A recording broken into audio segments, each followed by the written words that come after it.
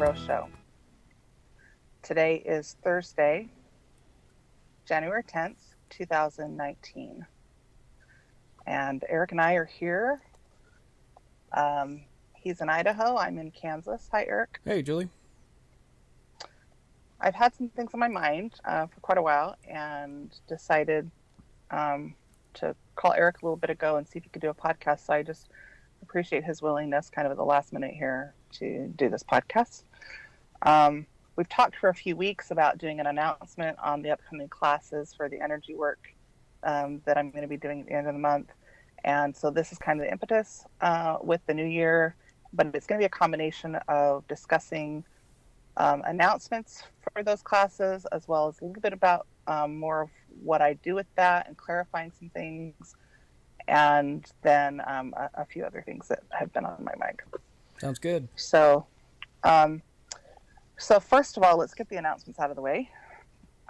The upcoming class that we have, the group energy class that I'll be teaching, is going to be, I'm just going to announce the cities, and I'm not going to be giving any addresses out or locations. Those will be given to only those who sign up for the class through an email by my event coordinator due to security issues. But for those that need hotels or need to arrange babysitting or things like that, I just wanted to let you know where this is. The one on Saturday, January 26th, will be in Provo, Utah. Now, plans for that are that we are not going to open the doors to get into the class until 9:45. But you can get there as early as about 9:15 to register. And we are going to be doing for each of these events basically a bracelet with a color of a bracelet that matches whatever class you signed up for. So the process isn't going to be super long. We are also going to require, we'll give you a manila envelope and require that you put your technology devices in the envelope so that we can put that in basically a metal container to keep from having interference. I'm going to teach more about that when we do the classes, but from a technology interference standpoint. So you need to know if you come to the class that that's what's going to happen. You won't be able to use your phones, your laptops, your tablets, or any technology. You need to bring, and this is for every class that I do, you need to bring pen and paper or notebook to take your notes. I will not be passing out any kind of handouts. This is the direction I've been given from the Spirit. No handouts will be given. Originally, I thought I'd do a PowerPoint. I am not doing a PowerPoint, and I will explain why when I see you. It's basically to do with technology interference and some other things that I see, and to try to keep from having difficulty there. So bring a pen and a notebook. You'll take your own notes. That's what you'll come with, and that's what you go home with. Bring a water bottle. We will have replacement water there, but you need to bring your own water bottle to start out with. And we'll provide, the other little things that we need for the class. That's for every event. So January 26th, Saturday. Now that class is filling up quickly, but we do still have some spots available. I'm going to leave it open until about, I think about a week out, but I'm just going to follow the Spirit on that. I don't know. Or until we fill up. So we do have some seats, but it is limited seating. And you can sign up for the first class, beginner, the second class, intermediate, the third class, advanced, or you can sign up for the whole day. I'm going to teach it in a layered form. So even if you're an experienced practitioner, if you take the beginning class, you will learn things that you have not learned anywhere else. I promise you that. And that's what the Spirit's telling me, that I'll teach it layered. So we'll introduce things in the beginning class. We'll get into greater depth in the immediate class. And by the time you get to the advanced class at the end of the day, and we're going to clear a lot of energy on your ancestral lines. So even if you are an advanced practitioner, come if you can afford it and you want to, time-wise or whatever, come for the whole day, because you're just going to be able to do that much more clearing for your family lines and for yourself if you take the whole day. Follow the Spirit on what you do. I've had people text and email me asking what I think they should do, and I'm not going to tell you that. I want you to go to the Lord and ask Him, what class should I take? Should I go for 1, 2, 3, the whole day, or whatever? Just do what you feel right in your heart. I'm also going to be offering Like if somebody comes for the first class, but they don't know if they want to stay for the second class, if I still have seats available, and you'll just have to, risk that. If I still have seats available in the class for the rest of the afternoon, which I should, because I have to reserve a seat for somebody that takes the first class, I have to reserve it for the whole day. So I should be able to let you, once you're there, if you decide you want to stay longer, we'll have an opportunity for you to either pay cash or credit or debit card if you want to stay for the rest of the day, if you're unsure if you want to stay. Also, we are going to have an hour and 45-minute class with 15 minutes at the end for more question and answers, although we're going to be doing question and answer the whole time. And then there'll be an hour lunch break. I will be escorted out by my security. I'm not going to be discussing anything during lunch. I need to be able to have that break, and so do you. Then we'll come back and get started on the hour. And then we'll, at the end of that class, the second class, have a 15-minute question and answer. And the same thing at the end of the day. There'll be a 15-minute question and answer. But like I said, I'm going to build those questions into the teaching the whole time. What I don't want is to get swamped by people who just, for lack of a better word, are Julie Rowe fans. I don't want Julie Rowe fans. I want people coming to the class who are here to learn. We're not doing a book signing, but I will have books available there for people if they want to buy them at the end of the day. But we're not doing any of that to the end of the day till after I'm gone. We'll have them pre-signed. And same with signing up for future classes. If you decide you liked this class and you want to do one of the others, you can sign up at the end of the day for one of the future classes. So and that's how it's going to go for every event until we get to Mesa. So January 26th, Saturday, Provo, Utah. February 23rd, Idaho Falls. And the structure is going to be the same. March 30th is St. George. And April 13th is Oahu. I think probably Honolulu, but we have not, that's the only venue we have not figured out yet. So we're still trying to find the venue in Hawaii because it's so expensive there. And I'm just working out the details there. And then May 19th, Mesa, Arizona. So you can plan ahead for that. Those that need to get hotels or flights or arrange their schedules with that. I offered some discounts originally. I've been instructed by the Spirit to leave the prices as they are. And going forward, we'll offer those discounts for people who come to the class that want to come to future classes. I am going to be offering a discount after you're basically a repeat student. Does that make sense, Eric? It makes sense to me. Is that confusing? No, okay. It's great. So no one's going to be allowed in unless they've signed up for the class and they have a bracelet on. When you leave in the middle of the class to go to the restroom or to check your phone, because you can do that, you can get up and you'll have your phone or your device in a large manila envelope. And if you need to go to the bathroom and check your phone or whatever, you can take your manila envelope out, go out into the hallway, do whatever you need to do, put it back in. But we will be checking to make sure that your phone or device is turned off before you put it in that manila envelope and before you come back into the classroom. And like I said, when we get to the class, I will explain why this procedure is important on a spiritual level for what I'm trying to accomplish. There will be no recording of any kind allowed other than the notes that you take in your notebook. Although for this January class, I will have someone doing video recording of the class. I thought initially that I might be putting that on Vimeo, although my instruction from the Spirit is the recording is just for my own records. We will not be providing video recording for anyone else. I wanted to be able to help people that couldn't afford to come to the class or from a long distance not be able to make it to maybe still kind of take the class or have the session through video. And my instruction has been not to do that. I was told it would get into the wrong hands and it was just too risky to be able to essentially control the outcome of that. So there will be video recording on January 26th, but it's just for my records.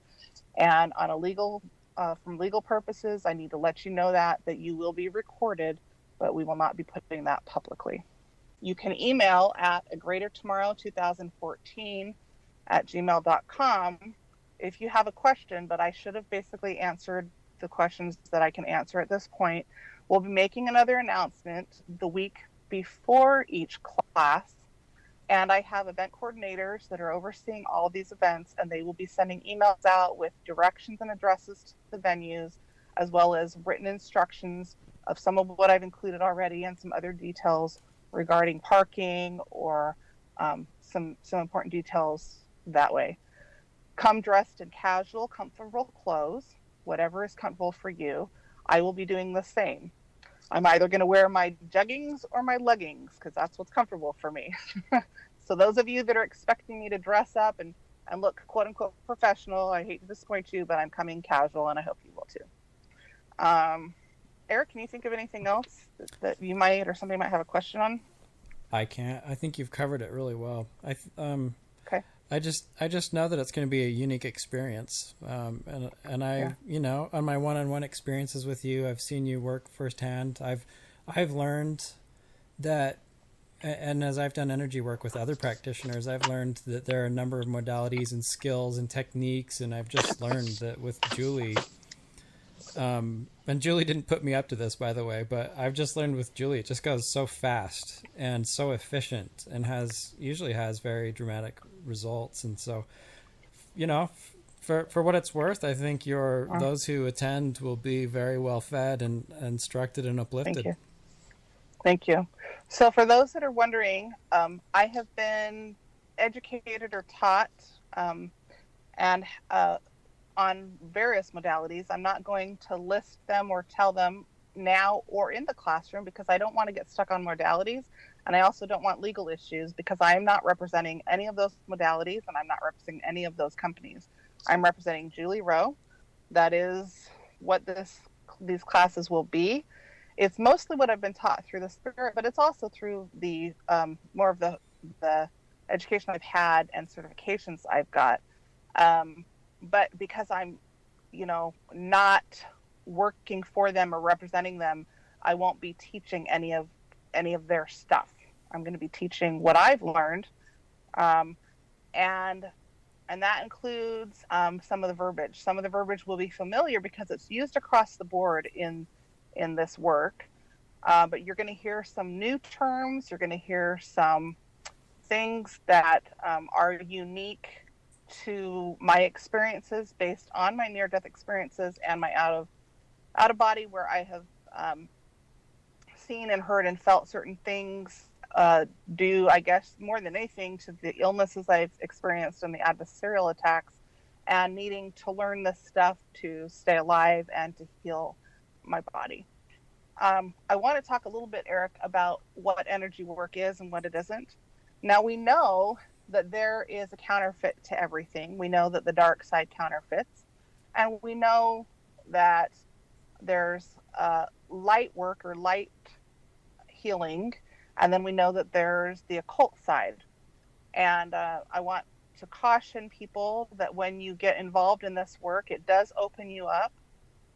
It does heal your heart. It does help to release energies, and that's over 90% of what I do or work with is trapped emotions or negative emotions and energy. Now, we are energy, and everything around us is energy, and everything has a print or an energy print, and there's a lot that goes into that. But from the simplest form, the way that I can explain this to somebody that doesn't know anything about it, I'm going to tell you what it isn't. Okay? I've had it get back to me this week that somebody thinks this supersedes the priesthood or that it replaces the priesthood. That is a lie told by the adversary to keep people from doing this light work. And I want to make it very clear that the work that I do has nothing to do with priesthood blessings or priesthood power, other than that I invoke the Lord's Spirit at the beginning of my classes or sessions and ask someone to give an opening prayer so that we can feel the Lord's Spirit. And then I cast out. And that's important because we want to make sure that our space is clear and that we don't have adversarial spirits influencing what we are trying to do to release these emotions. So make that very clear. I have had it get back to me that apparently people think that when I do sessions with my clients, I'm giving priesthood blessings. That also is a lie. I don't know where that is coming from other than Satan and all these people that decide they want to talk behind my back and get some idea what they think I'm doing. That is a lie. I have never given a priesthood blessing over the phone. That's ridiculous. So we're not doing that in class either. If somebody thinks that's what I do. It is, that is that what it is. Now, I will say that we are dealing with the other side of the veil. The ancestors show up for this healing, for this work. And I'm not going to deny that, because many of you have spiritual gifts and you will feel them, and some of you will see them. And that is what I experience. I see, hear, and feel them, and they show up. The ministering angels that are assigned to you, if you're participating in the class, will also come and help with your healing. I am not the healer. None of you are the healer. And I have a problem when I hear people say I'm an energy healer. That is incorrect. You do energy work and the Lord heals, because that's what happens. The atonement is what heals everything and everyone, including when somebody has a counseling session with a psychiatrist or a psychologist, including someone who goes to a medical doctor. Okay? So if we have those that think they're doing the healing with whatever kind of training they've had, I want to basically make a point that all healing comes from the Lord. And every gift we have comes from the Lord. If you have a good singing voice, that comes from the Lord. If you are able to accomplish good grades in medical school and you're a good doctor, that comes from the Lord. If you're a psychiatrist, that comes from the Lord. If you are good at doing your engineering work, that comes from the Lord. All of it comes from the Lord, just as this does. And I am no different. I acknowledge him in this. And my preparation, my greatest preparation, has been my entire life, and especially the last 14 years of what I've gone through to be able to prepare. Eric? Everything you've said there, Julie, I just want to point out, I keep thinking of Doctrine and Covenants, section 88. And for those who, if energy is new, I want to just encourage them to get some doctrinal scriptural backing for energy work through D&C 88. The first 14 verses or so are really explicit, but it's talking about the energy, the light of Christ, how he's in the sun and in the moon. And in fact, I've got it in front of me. I might just read part of it, but he's the light of this. That'd be great. Yeah, he's verse 8, and also he is in the moon and is the light of the moon and the power thereof by which it was made, and also the light of the stars and the power thereof by which they were made, and the earth also and the power thereof, even the earth upon which you stand. And the light which shineth, which giveth you light, is through him who enlighteneth your eyes, which is the same light that quickeneth your understandings, which light proceedeth from the presence of God to fill the immensity of space. The light which is in all things, which giveth life to all things, which is the law by which all things are governed, even the power of God, who sitteth upon his throne, who is in the bosom of eternity, who is in the midst of all things. I mean, we have it there. Light is energy. Light is love. It's all this comes from Christ. We have it there in plain writing. And as I've learned about energy work and things, I've seen that this is scriptural. This is doctrinal. Sure, different modalities are using words that aren't in the scriptures, but it's the same stuff. And it seems to me that there are those who are gifted who've learned to access these things. And the adversary, of course, is using some of those things too.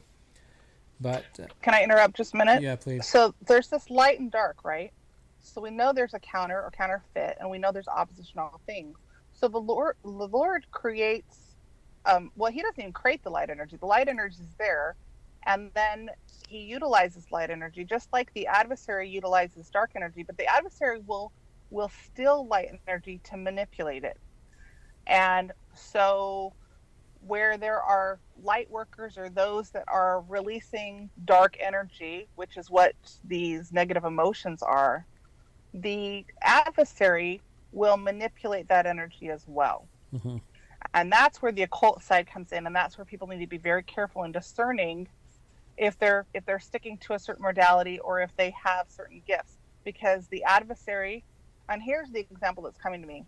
You can have somebody who's visionary, and then you have the dark side, which calls it psychic. Okay, I hate that word because the psychic is a dark worker, whereas on the light side, the person's visionary. The gifts can look the same, but they're actually very different because it depends on what the source is that's giving them the gift. Yeah, that's well said. Now, they've been endowed, if they've gone through the temple with that gift, or they've come to the earth with that gift as a gift of the Spirit, but it's a matter of who is actually teaching it to you or giving it to you or asking you to use it and in what manner. And there are those that have ill intention, that are pretending to work on the Lord's side, that are even trying to pretend that they are light workers or invoking the name of Christ, and they're doing it as a counterfeit to try to manipulate the energy and to deceive those who are seeking truth and understanding. And so I appreciate you bringing that up, because if we know that's going on the occult side, then there's always a converse or an opposite to that. We need to open our hearts and minds to the possibility of what the Lord's asking us to do. This is far different than priesthood keys. This is far different than priesthood power, although priesthood power is simply the power of God. So that argument could be made too, but this does not supersede, nor does it replace the priesthood. This is more Eastern medicine stuff. And what I know is that Christ went to India when he was in his teens and 20s, and he taught some of this. There are fragments of truth all over the world, including Eastern medicine. And in Western medicine, we have not been taught this, and we have been blinded for generations, especially in the United States, from some of this Eastern medicine. I feel strongly about this, Eric, because I went to over 42 different specialists in Western medicine before the Lord finally presented me with the opportunity to heal some of my medical issues through Eastern medicine, which is what this work is that I do. I first learned of this through the Spirit in my near-death experience in 2004. I searched for 8 years to try to find out who the doctor was that I had seen, that I was shown by the Spirit who this was.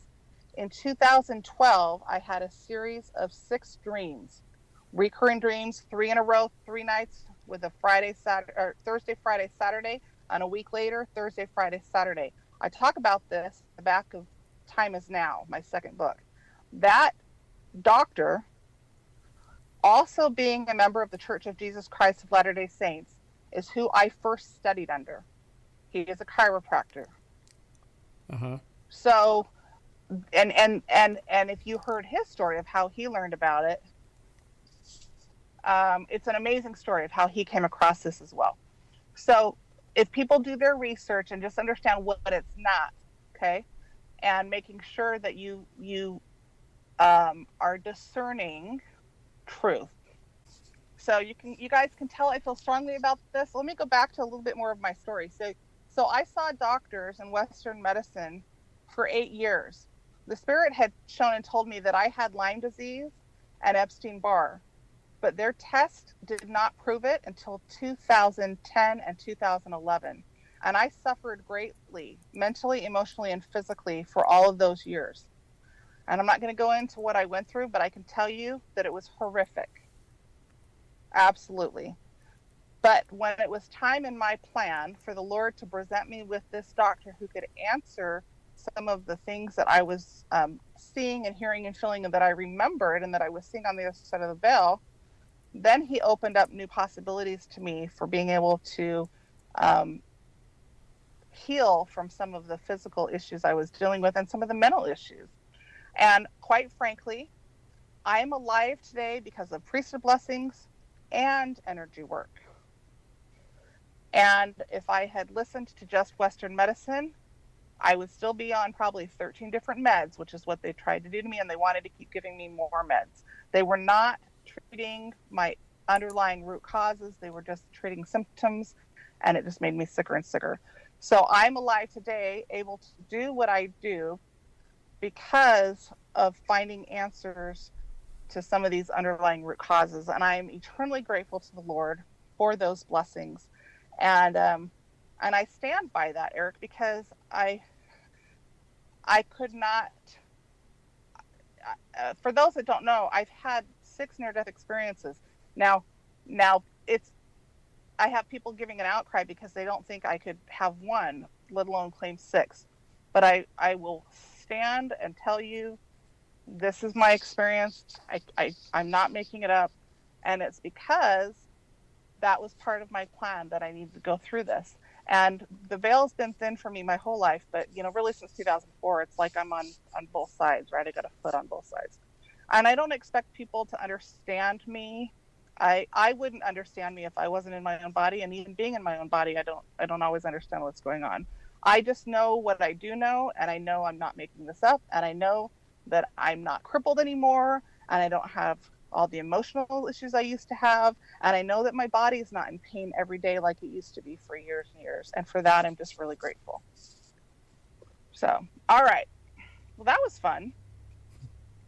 I'm excited to see some of you at these classes, and I hope that you will come with a prayer in your heart, that whatever concerns you have for your mental, emotional, or physical well-being, of questions you want to get, go to the temple, pray, fast, put your names on the temple prayer rolls before you come, and invoke the Lord's Spirit so that you can come ready to receive what it is he would have you learn or what he'd have you do. I will say that I have been having lots of conversations, I guess through the Spirit, but the best way I can say it is a lot of these ancestors are super excited for what we're getting ready to do. And I'm super, super excited and grateful that the Lord's given me the opportunity to do it. So the other thing, Eric, that's been on my mind is all the changes we've had in the church in the last year. And I think it's very exciting. I went to the temple last Friday for the first time since they've made the changes. I try to go to the temple every week, usually on Fridays, but I hesitate to tell people that because I don't want them showing up thinking they're going to meet me at the temple. I've had some interesting experiences with people coming up to me at the temple. I love the temple. And if you haven't been there lately, I encourage you to go. They have not changed anything doctrinally. So if you're hearing rumors about that and on the Salt Lake Tribune or wherever else on the internet, that's a lie. Nothing has changed doctrinally. But they have clarified things, and I feel like they've just kind of cleaned it up, to help it go like quicker so that we can. And what I see on the other side of the veil is we just have so many people on the other side of the veil that have been taught, and the missionaries on the other side of the veil have gotten to a point where they've got people that are ready and they're just waiting for their work to be done. And so the Lord, obviously being aware of this, is kind of helping to expedite some of this. And I think it's just beautiful. And right along with the other changes, Eric, you and I have talked about doing another podcast on some of these changes, and I hope maybe we can do that in a couple of weeks. Yeah, that sounds good. So we're kind of, Eric's kind of been compiling a list of the changes that have occurred since President Nelson has become the prophet. And we're going to basically delve into some of that. And I just want to give voice and witness and testify to you that I know that President Nelson is a living prophet, that he leads and guides the Church of Jesus Christ of Latter-day Saints, and that I know that he communes with the Lord. And so I'm grateful for a living prophet. I don't have anything else that's coming to mind other than just to share with you once again my testimony of the Savior Jesus Christ. I love him very, very much. I'm thankful that he has given me the opportunity to do the work that I've been able to do in the last 4.5 years. And I want to let him know and to let our Father in heaven know that although I don't know the plan for me, I do trust them. I love them with all of my heart, and I will do whatever they ask me to do. I leave this witness and testimony with you in the name of Jesus Christ. Amen.